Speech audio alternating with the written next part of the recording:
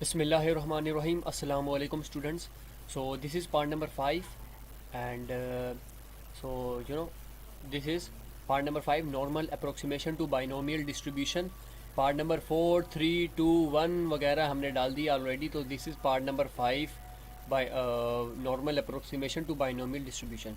अच्छा, इसमें हम क्या करेंगे? इसमें हम normal approximation phenomena लगाएंगे जो कि binomial distribution से related हमारे पास क्वेश्चंस दिए होंगे. मतलब कुछ बाइनोमियल अप्रोक्सीमेशन और मतलब इससे पहले की पार्ट में, पार्ट नंबर 3 और पार्ट नंबर 4, पार्ट नंबर 2 और 1 में सबसे पहले बाइनोमियल पढ़ा, उसके बाद पॉइसन पढ़ा, उसके बाद से हमने नॉर्मल अप्रोक्सीमेशन, नॉर्मल डिस्ट्रीब्यूशन पढ़ा, मतलब नॉर्मल डिस्ट्रीब्यूशन पढ़ा. उसके 2 पार्ट हमने उसमें कवर अप किए थे. तो उसमें हमने कुछ कंडीशंस पढ़ी थी. वो कंडीशन मैं आप लोगों को अभी बताता हूँ. अगले पार्ट पे चलते हैं. ये देखें, ये तो खैर क्वेश्चन अभी मैं इसको आगे बताता हूँ. पहले मैं आपको इसकी कंडीशन बता दूँ कि बाइनोमियल में, गौर से देखिएगा, बाइनोमियल में हमारे पास क्या होता था कि n वैल्यू 20 से कम होती थी, p वैल्यू 0.05 से ज़्यादा होती थी. p वैल्यू 0.05 से ज़्यादा होती थी, ये बात याद रखिएगा. बाइनोमियल में, नॉर्मल में हमारे पास क्या होती थी? नॉर्मल डिस्ट्रीब्यूशन में n 20 से ज़्यादा होता था और p 0.05 से ज़्यादा होता था. अब मेरे पास कंडीशन ऐसी आएगी या ऐसी आएगी या ऐसी आएगी, ये क्वेश्चन को देखकर हम करेंगे. क्वेश्चन में n और p की वैल्यू जो हम निकालेंगे ना, उससे अंदाज़ा लगाएंगे. फॉर एग्जांपल ये सवाल है n इज इक्वल टू 400, तो इससे मुराद क्या है? n मेरे पास क्या है? 20 से ज़्यादा. ये भी n 20 से ज़्यादा, तो नॉर्मल या पॉइसन दोनों में से कोई एक चीज़ लगेगी. लेकिन जब मैंने p देखा, p 0.45 है. 0.45 से मुराद है ये 0.05 से ज़्यादा है. जब 0.05 से ज़्यादा है तो ये 0.05 से कम है, तो ये तो 0.05 से ज़्यादा है, तो इसका मतलब मेरे पास नॉर्मल लगेगा. अब बात समझ में आ रही है? तो ये चीज़ हम लगाएंगे नॉर्मल डिस्ट्रीब्यूशन, या अगर सवाल में इन कंडीशंस को देखते हुए बाइनोमियल लगाएंगे, इन कंडीशंस को देखते हुए हम पॉइसन लगाएंगे. तो सवाल की जानिब बढ़ते हैं. ये हमारा सवाल है, अ coin is tossed 400 times, use the normal curve approximation. यहाँ पे तो उन्होंने बोल दिया कि नॉर्मल अप्रोक्सीमेशन लगानी है. To find the probability of obtaining between 185 and 210 heads inclusive. ये जो इंक्लूसिव वगैरह वाली हमारे पास चीज़ होती है, और मेरे को आपको लोगों को बताया भी था कि नॉर्मल में हम क्या करते हैं, यहाँ पे हम नॉर्मल अप्रोक्सीमेशन लगाएंगे. नॉर्मल अप्रोक्सीमेशन हम लगाएंगे, ठीक है. एग्जैक्टली 205 हेड्स, फ्यूवर देन 176 और मोर देन 227 हेड्स. इन सब के बारे में भी हम देखते हैं. पार्ट नंबर 1 देखते हैं, बिटवीन 185 एंड 210 हेड्स इंक्लूसिव. इसमें हम क्या देखेंगे? तो ये हमारे पास सवाल है, n 400 दिया हुआ है. p मेरे पास कितना दिया हुआ है?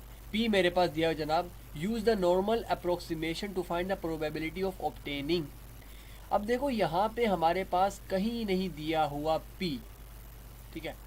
तो हमारे पास दो ही कंडीशन हो सकती है. कंडीशन ये हो सकती है कि p हमने लिया हाफ, 0.5. क्यों?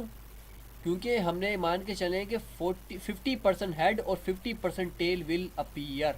समझ आ रही है? अब सवाल में हमारे पास देखिए कहीं पे गिवन नहीं हुआ, कॉइन इज टॉस 400 टाइम्स. हमें पता है कि भाई कॉइन जब टॉस किया जाता है तो उसमें हेड और टेल दोनों आते हैं, ठीक है. यानी कि जो हमारे पास नॉर्मल टॉस होता है, तो उसमें हमने यहाँ पे कहीं पे भी कोई नहीं बताया कि इतने % आपके पास सक्सेस आएंगे, इतने % आपके पास फेलियर आएंगे. तो यहाँ पे सक्सेस और फेलियर हमने लिया हेड और टेल को. हेड आएगा या टेल आएगा, दो कंडीशन है ना. तो यही हमने यहाँ पे दूसरी, यहाँ पे हमने बोला है कि p मेरे पास हाफ ले लिया 0.5. 0.5 से मुराद है कि 50% हेड और 50% tail will appear, of course. तो हमारे पास ए पार्ट दिया हुआ है. ए पार्ट हमारे पास दिया है, अ कॉइन इज टॉस्ड 400 टाइम्स, ठीक है. और सवाल है between 185 and 210 heads inclusive. 185 and 210 inclusive से मुराद है कि 185 बी और 210 बी दोनों के दोनों इंक्लूड होंगे. तो यहाँ पे देखें p प्रोबेबिलिटी निकालें 185 और x. अच्छा, ये कंडीशन, ये वाला सवाल बिल्कुल वैसा ही है जैसे हमने पार्ट नंबर 4 और पार्ट नंबर 3 में किए, जो कि नॉर्मल डिस्ट्रीब्यूशन से रिलेटेड है. अगर वो वीडियो नहीं देखी तो भाई इसमें पल्ले नहीं पड़ेगा, इतना मैं बता रहा हूँ, ठीक है. तो वो वीडियो ज़रूर देख लीजिएगा. और ये है कि जनाब हमने चलो लेट्स स्टार्ट करते हैं. खैर, अब यहाँ पे मेरे पास क्या चीज़ है कि म्यू वैल्यू निकालनी होगी, क्योंकि नॉर्मल डिस्ट्रीब्यूशन के लिए हमारे पास म्यू रिक्वायर होता है. म्यू के लिए हम n और p को मल्टीप्लाई कर देंगे तो मेरे पास 200 आ जाएगा. और सिग्मा यहाँ पे हम निकालेंगे. सिग्मा वो सिग्मा क्यों निकालेंगे, क्योंकि यहाँ पे सिग्मा हमें पे दिया हुआ नहीं। सिग्मा निकालने के लिए फॉर्मूला होता है under root N P Q. N P और क्यू, क्यू हमारे पास क्या होगा, सवाल क्यू क्या होगा, क्यू ऑफ कोर्स पी 0.5 है तो क्यू क्या होगा 0.5 यार, तो वो क्या होगा करेंगे तो 10 आ जाएगा हमारे पास, ठीक है। अब ये मैंने लिखा कि ये बाइनोमियल वाली कंडीशन है, बाइनोमियल वाली कंडीशन है। मतलब सवाल ये है कि अगर मैं इसको, सवाल मेरे को टॉपिक है ना, टॉपिक आप देखें नॉर्मल अप्रोक्सीमेशन बताया हुआ है, नॉर्मल अप्रोक्सीमेशन लगानी है बाइनोमियल डिस्ट्रीब्यूशन वाली कंडीशन को। तो मैं यहाँ पे क्या करूँगा, ये जो क्वेश्चन दिया हुआ है ना, इस क्वेश्चन को मैंने नॉर्मल अप्रोक्सीमेशन लगानी है, कंटिन्यूस इंटरवल में लगाना है। कंटिन्यूस इंटरवल मतलब समझ आती है, जैसे हमारे पास आ रहा है, तो यहाँ पे मैं बता रहा था कि नॉर्मल अप्रोक्सीमेशन लगानी। फॉर एग्जांपल ये 210 है, 185 है, ये बाइनोमियल डिस्क्रीट है, ठीक है। बाइनोमियल डिस्क्रीट किस लिहाज से कि इसको मैंने कंटिन्यूस इंटरवल में बनाना है, तो मैं 210 को 210.5 कर दूंगा, 210.5। 185 को 184.5 कर दूंगा। क्यों, क्योंकि x मेरे पास ज़्यादा है ना, 185 से ज़्यादा है, तो इसका मतलब 185 आएगा, 186 आएगा, 187 आएगा, तो ये पीछे से चलता हुआ आ रहा है, तो इसकी अप्रोक्सीमेशन 184.5 होगी ना। 184.5 के बाद 185, फिर 186, फिर 187, 188, इस तरह करते करते करते हमारे पास 210 आ जाएगा, 210.5। ये कंटिन्यूस इंटरवल है, यानी कि हम क्या कर रहे हैं कि असेंडिंग चल रहे हैं ना, यानी कि छोटे से बड़े की तरफ चल रहे हैं, तो ये हम अप्रोक्सीमेशन लगा दी। अब इसकी मैंने क्या मालूम करनी, जेड वैल्यू मालूम करनी है, दोनों की इंडिविजुअल मालूम करेंगे, जैसे हमने पार्ट 4 में किया था। 184.5 को माइनस करेंगे किससे, 200, यानी कि म्यू अपॉन सिग्मा, सिग्मा मेरे पास 10 है, ये मेरे पास आंसर आएगा -1.55। इसी तरीके से ये वाली को भी पुट करके हमारे पास 1.05 आ गया। तो उसके बाद नेक्स्ट है हमारे पास स्लाइड, तो हम क्या करेंगे, प्रोबेबिलिटी निकालेंगे। -1.55, जो मतलब एक्स की जगह हमने जेड लिख दिया, ठीक है, और एक तरफ मेरे पास 185 था और दूसरी तरफ 210 था, तो उन दोनों में से जो वैल्यू निकाली थी पीछे हमने जेड की वैल्यू यहाँ पे पुट कर दी। अब मैं क्या करूँगा, अब मुझे निकालनी जेड की वैल्यू, जेड कम हो 1.05 से, ठीक है, 1.05 से कम हो या उसके इक्वल हो, ये इक्वल का साइन भी यहाँ पे, या जेड की वैल्यू ज़्यादा हो -1.55 से। तो मैं क्या करूँगा, z जो कि कम है 1.05 से, इसको मैं माइनस करूँगा z जो कि कम है -1.55। ये -1.55 यहाँ पे ज़्यादा बोला है कि इससे ज़्यादा की वैल्यू निकालूँ, तो जाहिर सी बात है जब इससे कम वाली की वैल्यू मैं माइनस करूँगा तो मेरे पास -1.55 से ज़्यादा वाली की वैल्यू आएगी ना। और पॉजिटिव को हम हमेशा पहले लिखते हैं, नेगेटिव को बाद में लिखते हैं, ताकि हमारा आंसर नेगेटिव में ना आए। तो 1.05 को यार वही सेम प्रोसीजर किया था, नॉर्मल डिस्ट्रीब्यूशन वाले ग्राफ को हम जाके देखेंगे, तो वो मैं आपके सामने लेकर आता हूँ। देखें यहाँ पे ये एरिया अंडर द कर्व है, जैसे मैंने पीछे बताया था कि ये एरिया अंडर द कर्व, ये वही चीज़ आ गई, ठीक है। तो यहाँ पे जनाब हम क्या करेंगे, ये देखें सवाल क्या था, सवाल जनाब ये था कि 1.05 यानी कि 1.0 को 0.05 में देखना, यानी कि दो हिस्सों में जैसे डिवाइड करते थे, 1.0 को 0.05 में देखेंगे, तो ऐसे ही कुछ देखेंगे। 0.05 ये एडिंग आ गई, ठीक है, 0.05 एडिंग, इसकी सीध में नीचे आते रहेंगे, ये नीचे आएंगे। अच्छा ये 1.0 माइनस का, ये इसमें ये वाला आंसर नहीं लिख दीजिएगा, ठीक है। ये अच्छा ये 0.05 वाली लाइन है, ठीक है, मैंने ऊपर से देख ली, ये स्क्रीन चूँकि छोटी है तो इसमें मैं इस तरह कर रहा हूँ, रिकॉर्डिंग एरिया मैंने छोटा रखा हुआ है, तो आएगा ये है 1.0 सीधा प्रिकर्सर, 1.0 की सीध में ये आएगा मेरे पास कितना, ये 0.8531, यस ये है, ये मेरे पास है 0.8531, ये आंसर है 1.05 का, ठीक है। तो यहाँ पे देखिए 1.05 का 0.8531 लिख दिया। इसी तरीके से -1.5 को 0.05 में आपने देखना है, तो आपके पास ये आंसर आ गया। अब इन दोनों को माइनस करोगे तो ये आंसर आ जाएगा, सिंपल इज डैट, बहुत आसान है, ठीक है। पार्ट 2 क्या बोला हुआ है, प्रोबेबिलिटी भाई निकालो, सवाल में बोला हुआ था एग्जैक्टली 205 205 हेड्स, तो हमने यहाँ पे लिखा P probability x is equal to 205, तो यहाँ पे म्यू मेरे पास वही पीछे 200 और सिग्मा निकाला हुआ है 10। तो हम क्या करेंगे, इसकी अप्रोक्सीमेशन लगानी, तो हम क्या करेंगे, एक 204.5 कर देंगे और 205.5 कर देंगे, यानी कि तो जनाब मैं इसी की बात कर रहा था कि probability x is equal to 205। सवाल दिया हुआ है कि एग्जैक्टली 205 हेड्स अपीयर या एग्जैक्टली 205 हेड्स, तो उसमें हम क्या करेंगे कि अप्रोक्सीमेशन लगानी है। तो हम क्या करेंगे 204.5 लेस देन और इक्वल टू x और मतलब x ग्रेटर देन 204.5 और लेस देन 205.5, यानी कि छोटे से बड़े की तरफ बढ़े ना। तो इसी तरीके से 205 को हम 204.5 में तोड़ देंगे और 205.5 में। अब इन दोनों की z वैल्यू अलग अलग से निकाल लेंगे जैसे पिछले वाले क्वेश्चन में किया। सेम प्रोसीजर है, कोई डिफरेंट नहीं है।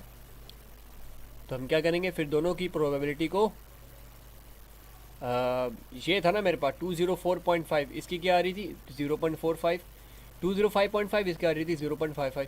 अब हम क्या करेंगे, हम करेंगे इस वाले को इस वाले से माइनस, क्योंकि इस वाले को इस वाले से माइनस करूँगा तो मेरे पास आंसर माइनस में आएगा। तो इस वजह से इसको पहले लिखूँगा, इसको बाद में लिखूँगा। देखिए z लेस देन और equal to 0.55, probability of z less than और इक्वल टू 0.45। यहाँ पे तो मुझे ग्रेटर देन लिखना चाहिए था, लेस देन क्यों लिखा। सवाल अगर लेस देन से मुराद है कि इससे कम वाली वैल्यू को मैं माइनस कर दूंगा। ये देखिए माइनस से मुराद है कि ये पूरी वाली वैल्यू जो है ना मेरे पास, पूरी वाली वैल्यू, इसको अगर मैं माइनस कर दूंगा यानी कि हटा दूंगा तो बकाया जो 0.45 है इससे ज़्यादा वाले की माइनस में आएगी ना, इससे ज़्यादा वाले की मेरे पास आंसर आ जाएगा। यानी कि ये जो मेरे पास था ये 0.45 z वैल्यू जो 0.45 से कम है ये उसकी वाली का आंसर था, तो ये एलिमिनेट हो जाएगा। माइनस जब इससे कर दूंगा तो इसमें मेरे पास क्या होगा 0.45 से ग्रेटर देन वाली वैल्यू। ठीक है, परेशान मत हो, ये मैं इसे मिटा भी देता हूँ। तो ये सिंपल इस डैट तरीका, कोई मुश्किल नहीं है यहाँ पे। ठीक है, तो उसके बाद हम आगे बढ़ते हैं। सी पार्ट क्या दिया हुआ है, सी पार्ट दिया हुआ है क्वेश्चन में फ्यूवर देन 176 और यहाँ और का फिनोमिना पता है क्या, और का फिनोमिना प्लस करना है। फ्यूवर देन 176 और more than 227 heads, fewer than 176 से कम और 227 हेड्स से ज़्यादा। तो यही हम करेंगे यहाँ पे। देखें x कम है 176 से और x ज़्यादा है 227 से। ठीक है, तो इसकी मैं अप्रोक्सीमेशन कुछ इस तरीके से लिख सकता हूँ। ये स्टेप छोड़ दें, ये स्टेप अगर आपको समझना है ये लीव कर दें। ठीक है, कंफ्यूज हो जाएंगे आप इस स्टेप में। 176 को मैंने 175 कर दिया। सवाल क्यों किया, क्योंकि x क्या है, x कम है 176 से, x 176 से कम है तो इसकी अप्रोक्सीमेशन क्या आएगी 175.5 आएगी कि नहीं आएगी। ठीक है, 175.5 आएगी ना। तो 175.5 ये मैं अगले स्टेप में लिखूंगा, यानी कि ये देखें मैंने क्या लिखा 175.5 लिखा। ठीक है, ये जस्ट कन्फ्यूजन के लिए आपको बस मैं इस तरीके से बता रहा हूँ, आप समझ जाएंगे। अब प्रोबेबिलिटी x ग्रेटर देन 227 है तो मैं क्या करूँगा x लेस देन 227 वाले को माइनस कर दूंगा किससे 1 से, तो मेरे पास ये आ जाएगा।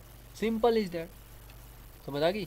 तो हमने क्या किया, पीछे किया, देखो यहाँ पे 227 लिखा हुआ है जबकि आपने यहाँ पे क्या लिखना है 227.5। ठीक है, ये वाले स्टेप को भी आप लीव कर दें, ये वाले स्टेप को भी लीव कर दें। असल स्टेप क्या है, ये है 175 से 175.5 हो गया क्योंकि 176 है ना। देखें 176 से कम, तो कम से क्या होगा अप्रोक्सीमेशन 175.5 आएगी। ग्रेटर देन 227.5 है तो हम क्या करेंगे लेस देन 227.5 को माइनस कर देंगे 1 से, तो मेरे पास आंसर आ जाएगा। क्या आंसर आएगा, देखिए 227.5 इसमें हम ये क्या लिखी, ये मैंने z वैल्यू दोनों की अलग अलग निकाल के लिखी है। ठीक है, z वैल्यू इसकी पुट करी माइनस म्यू अपॉन सिग्मा करके, x minus mu upon sigma, तो x वैल्यू लिखी, म्यू लिखा, सिग्मा लिखा, पुट करा, इसके आंसर ये आ गया, इसका आंसर ये आ गया। अब मैंने क्या किया -2.4 को 0.05 में देखा। अब आपको टेबल दिखना आ जाना चाहिए, बार बार मैं ऐसा टेबल नहीं दिखा सकता। -2.4 को -2.4 को 0.05 में देखें तो आंसर ये आ जाएगा, फिर +1, फिर उसके बाद माइनस साइन ऐसे आ जाएगा। 2.7 को 0.05 में देखेंगे तो आंसर ये आ जाएगा, माइनस करेंगे ये आएगा, इसको प्लस करेंगे ये आंसर आपका। होमवर्क के लिए क्वेश्चन है क्वेश्चन नंबर 479, बहुत सिंपल है, बिल्कुल यही वाला फॉर्मूला, यही वाला मेथड है, आप लोगों आसानी से करोगे। मैं यहाँ पे उसके सॉल्यूशन भी भेज रहा हूँ, बस कि आपको पॉज करके आप राइट डाउन करें, जो जो टेक्निक्स मैं यहाँ पे बता रहा हूँ वो भी नोट डाउन करें, पॉज करें, ठीक है। टाइम भी एंड का है, तो टाइम भी मेरे पास कम होता है, आप लोगों के पास यकीनी बहुत कम टाइम होगा, आप उसमें से बल्कि टाइम निकाल के मेरी वीडियोस देख रहे हैं। तो ये है कि हमने चैनल भी ऐसे अपनी मर्ज़ी से नहीं बनाया, बल्कि आप लोगों के लिए ही बनाया है, तो आप लोगों का कोऑपरेशन भी इसके लिए रिक्वायर्ड है। जाहिर सी बात है, मैं यहाँ पे जो बता रहा हूँ वो इसकी प्रैक्टिस आप करेंगे तो यही तो फीडबैक है, यही तो फीडबैक है। इन रिटर्न अगर आप हमारे चैनल पे नए हैं तो फिर सब्सक्राइब भी कर दें, ये और अच्छा फीडबैक हो जाएगा, ठीक है। तो ये देखें क्वेश्चन नंबर 479, ठीक है। अब 479 ये 4 का क्वेश्चन है, ठीक है। इंक्लूसिव बिल्कुल वही वाली चीज़ है, कोई नई चीज़ नहीं है। ये क्वेश्चन नंबर 4 उसका पहले सॉल्यूशन में यानी कि डाटा आ गया, उसके पार्ट ए, ठीक है। और ये सॉल्यूशन पार्ट ए ख़त्म हो गया, फिर पार्ट बी आ गया, ठीक है। फिर ये 7 का क्वेश्चन, ये 7 का पार्ट ए और ये पार्ट बी का आंसर यहाँ तक ख़त्म हो रहा है। फिर ये आगे 9 आ गया, 9 का ये आके आपके पास ये आ गया, ठीक है। मैं एक बार दोबारा से दिखा रहा हूँ, आप गौर से देख लीजिएगा। होमवर्क क्वेश्चन नंबर 479, ठीक है। ये रहा 4 का क्वेश्चन, ये रहा उसका आंसर, ठीक है। ये मैंने अपने माइक्रोफोन को थोड़ा दूर करके बात कर रहा हूँ, और लेकिन फिर भी एक बैकग्राउंड म्यूज़िक आप लोगों को आ रहा होगा, तो वो अब ज़ाहिर सी बात है, मसला है, इंशाल्लाह कुछ ना कुछ करेंगे। और ये है कि मैंने माइक्रोफोन थोड़ा दूर किया है, तो आवाज़ बड़ी वो आती थी, यानी कि जैसे हवा वाली भी ट्रैप हो जाती थी, यानी कि जो एयर होती है वो ट्रैप हो जाती थी, जिसकी वजह से हवा जस्ट लाइक, खैर बोलना तो हमारे एक सर हैं फिजियो के, तो उनकी भी आवाज़ इसी तरीके से आ रही है, आप समझ गए होंगे। तो ये अच्छा सॉल्यूशन, ये बी पार्ट, ये क्वेश्चन नंबर 7 का सवाल, ये उसका ए और बी पार्ट का आंसर यहाँ पे ख़त्म हो रहा है। और ये 9 क्वेश्चन और उसके बाद ये उसका सॉल्यूशन और ख़त्म यहाँ पे हो रहा है। That is the end of the video. Thanks for watching and like करें, सब्सक्राइब करें, और कोने पे जो घंटी है ना उसको बजा दें ताकि आप लोगों की छुट्टी हो जाए। And this is from the Pharmacosm YouTube channel. अच्छा, यहाँ पे नॉर्मल अप्रोक्सीमेशन टॉपिक ख़त्म हो चुका है, इसके बाद सैम्पलिंग वाला टॉपिक है, वो मैं चाहता हूँ कि मेरे पास टाइम बहुत कम रह गया, सॉरी फॉर डैट, लेकिन कोशिश करूँगा, टाइम निकला तो मैं वीडियो बना दूँगा। लेकिन मेन कंसर्न सबका जो हमारे दोस्त वगैरह थे क्लास में, उन सब ने कहा कि मसला इसमें था, ठीक है। Binomial, Poisson, normal probability distribution और नॉर्मल अप्रोक्सीमेशन जो आज की वीडियो में मैंने तमाम कर दिया, ये बहुत इंपॉर्टेंट था। उम्मीद करता हूँ कि आपको ये समझ आया होगा। थैंक यू सो मच, अल्लाह हाफिज़, मिलते हैं इंशाल्लाह। खैर अगली वीडियो तो मुश्किल है, इंशाल्लाह कभी ना कभी तो मिलेंगे, और भी वीडियोस वगैरह आएंगी उनमें मिलेंगे इंशाल्लाह। थैंक यू सो मच, अल्लाह हाफिज़।